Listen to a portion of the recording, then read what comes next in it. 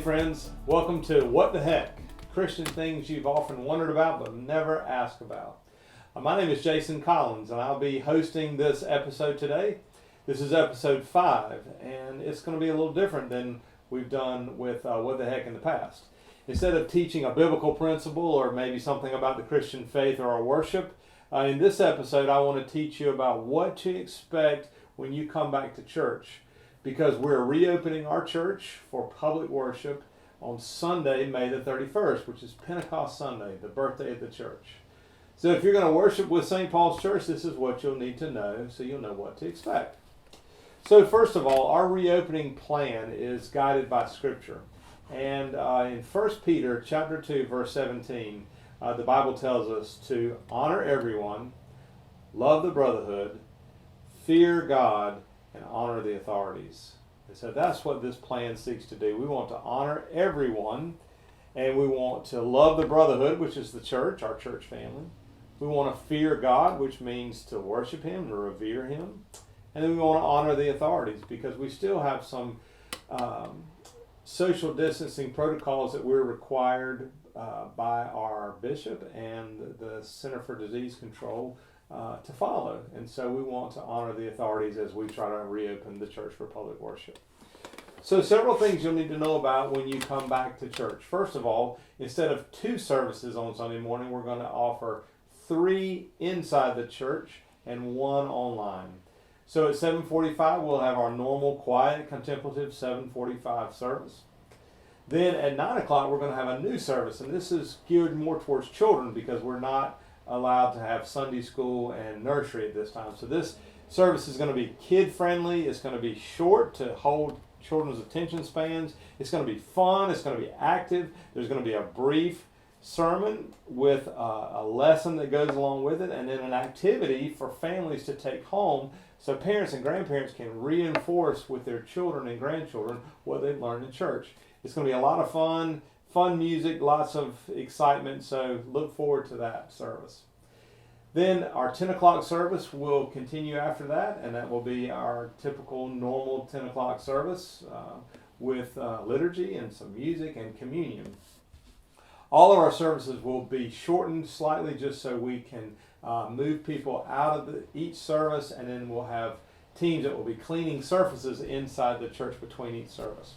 So know that all the services will be about 45 minutes long.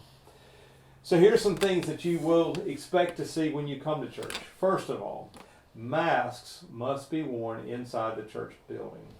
So you have to bring your own mask. The church will not be providing them, so bring yours with you. Maybe you'll just wear a plain mask. Maybe it will be a fashionable styling mask. Maybe it'll be a crazy mask.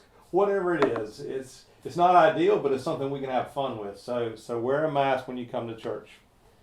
When you arrive here, you will find that our ushers and greeters will prop the doors open so that there will not be door handles and hardware to touch. We want to limit the number of surfaces that are touched when people come to church. When you come inside the church, there'll be 2 hand sanitizer stations that you will find inside the narthex, which is our front entry vestibule in the church. Please use some hand sanitizer as you walk through and as you're going into church. We're not going to pass the plate when we take up our offering on Sundays for this season. Instead, there will be a box, an offering box that will be just inside the door next to our baptismal font. So you can place your tithes and offerings inside that box, either on your way into the church or on your way out. Or maybe the best and easiest and most convenient way to give your offerings to the church is to go to our website, www.stpaulsconway.org, and click the green Give button that you'll see at the top of the website. And that is a safe and secure and easy, quick way to give your offering to the church. Then, when you come into the church, you will notice that every other pew will be closed. And this is just a way to provide social distancing between one another until this season of the pandemic is over. Families will be allowed to sit together because families are already living together. They're already exposed to each other all the time. So if you come with your family, you'll be allowed to sit together. However, we want people to sit at least 6 feet apart from anyone that's not in their immediate family. And that, again, just provides some social distancing so we can prevent the spread of germs in this season. Also, because we're having 3 services in the church, our services will be limited to 80 people. There will be no more than 80 people per service. So if you want to come to a service, come early to make sure you get a seat. And this again allows us to spread out inside the church building, and so we can limit exposure to one another. Our ushers and greeters will play a very important role as we go back into the church, because they will not only greet people when they come into church, but they will also guide each pew, each family to come forward for communion, and then they will guide each family and each pew to exit the church in an orderly fashion, so we're not all jammed up close to one another, and we're not bunched up together as we're entering the building or going up for communion. So please follow the instructions from your ushers and greeters. We will offer communion. The usher or greeter will guide each pew either forward to the altar rail for one communion station, or some folks will be guided to the back because we'll be offering communion next to the baptismal font in the back of the church. So please follow the examples and the instructions that your ushers and greeters will give you.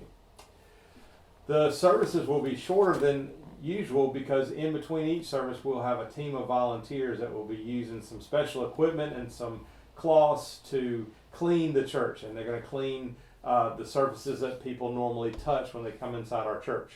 So the pews and maybe surfaces in the bathrooms and things that people oftentimes have their hands upon. So those will be clean in between each service. So we need people to exit in a quick and orderly fashion so our cleaning teams can clean up after each service.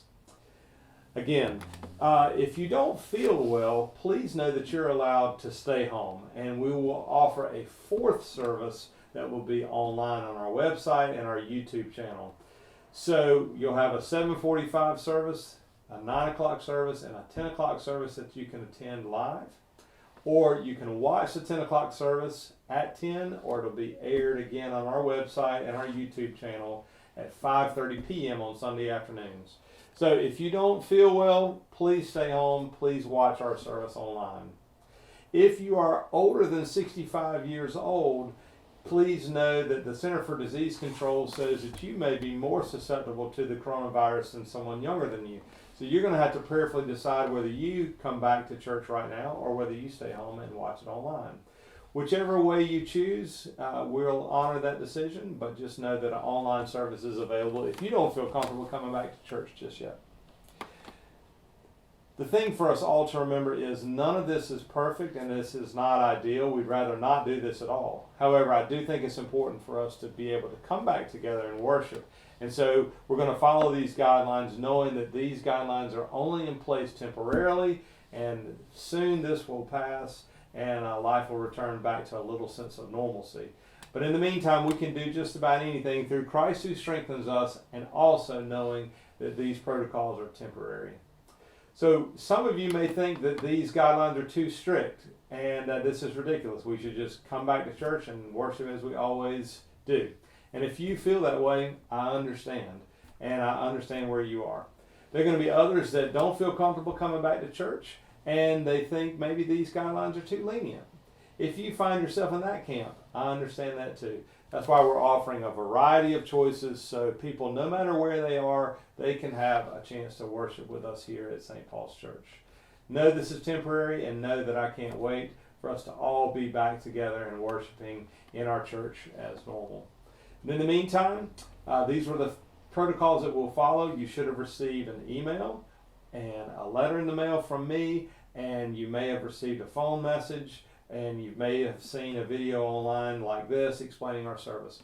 We've tried to communicate with everyone in every way possible so nobody slips through the cracks and everybody knows how we're going to get back together. This Sunday is Pentecost Sunday. It's the birthday of the church, and so it's going to be an exciting time for us to get back together. I pray that you will prayerfully consider joining us on Sunday morning in one of these offerings, and that you will follow these protocols so that we can all worship together safely. I really look forward to seeing all of you as soon as possible, and I hope to see you on Sunday, May the 31st, for our Pentecost Sunday worship celebration. God bless you. Hope to see you soon.